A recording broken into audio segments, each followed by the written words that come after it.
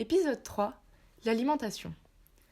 Depuis que nous sommes petits, on nous répète qu'il est important d'avoir une alimentation équilibrée.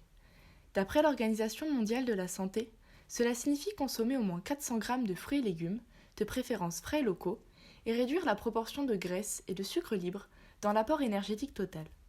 En bref, c'est une alimentation diversifiée et nutritive, à base de produits frais, de légumes, de céréales complètes et de produits laitiers, bien loin des aliments ultra transformés, préemballés et industriels. Le problème, c'est que cette alimentation a un prix. En moyenne, une alimentation saine coûte 5 fois plus cher qu'une alimentation couvrant seulement les besoins énergétiques minimaux au moyen de féculents. Et aujourd'hui, cela reste hors de portée pour 3 milliards de personnes. Le premier phénomène freinant l'accès à une alimentation équilibrée ou même suffisante est la précarité économique. Le pouvoir d'achat des populations est fortement limité par les récessions économiques, notamment celle causée par la pandémie de Covid-19, qui a fait monter de 9 points le nombre de personnes sous-alimentées au Pérou. On peut ensuite blâmer les conflits armés et le réchauffement climatique. En effet, lors de guerres, de nombreuses ressources agricoles comme les champs cultivés, les pâturages et les ressources de pêche sont détruites ou saisies, tandis que le transport des produits est bloqué et cause des difficultés d'approvisionnement. En parallèle, les dérèglements climatiques nuisent à la productivité des récoltes et réduisent les importations. Les populations exposées à plusieurs de ces facteurs sont les plus vulnérables et n'ont bien souvent pas les moyens de se nourrir correctement. Sauf que lorsque les apports en vitamines, protéines et minéraux ne sont pas suffisants, les conséquences pour la santé sont désastreuses.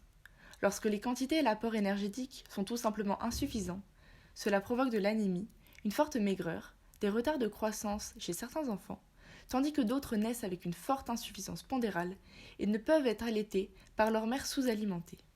Ces pathologies sont potentiellement mortelles car elles nuisent au développement cérébral et augmentent les risques de développer des maladies chroniques comme les maladies cardiovasculaires et le diabète.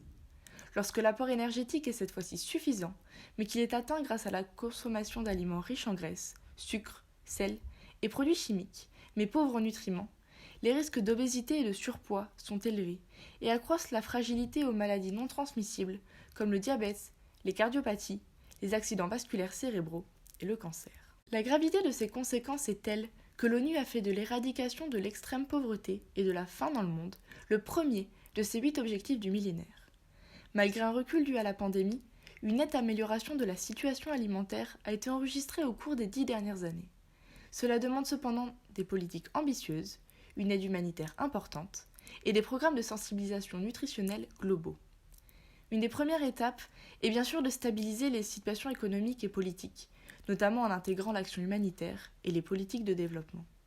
Mais ce qu'il faut entreprendre de toute urgence, c'est une réforme totale de nos systèmes alimentaires pour les rendre plus efficaces, résilients et inclusifs. Efficaces d'abord pour réduire les coûts liés au transport, au stockage ou à la distribution. Résilients pour qu'ils dépassent les crises, qu'elles soient politiques, économiques ou environnementales. Et inclusifs pour offrir des moyens d'existence décents à tous ceux qui y travaillent, des producteurs locaux à ceux qui emballent, transportent et vendent les produits que nous consommons. Enfin, il est crucial de changer les comportements des consommateurs en les sensibilisant aux enjeux de la nutrition, ainsi que les comportements des producteurs, en les initiant aux techniques de production climato-intelligentes et respectueuses de l'environnement.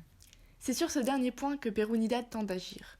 En effet, dans l'ensemble de nos projets, nous intervenons auprès des populations pour les sensibiliser aux enjeux du développement durable et de l'alimentation. De plus, les membres d'Earth Pérou ont construit une cuisine et un système d'hydroponie pour un foyer de jeunes filles. Enfin, le nouveau projet en développement ambitionne de construire des cuisines améliorées pour les communautés de Manchay, en collaboration avec Manchay Verde, et de réaliser des jardins urbains démonstratifs à Waiwai dans les Andes. Le but de ces biohuertos est d'impliquer les populations dans la production des aliments qu'elles consomment, afin qu'ils se nourrissent de produits locaux, au lieu de vendre leur production et d'importer des produits de plus basse qualité. En définitive, nous n'apprenons pas à des paysans péruviens comment cultiver, mais nous ouvrons des réflexions pour un futur durable et équilibré.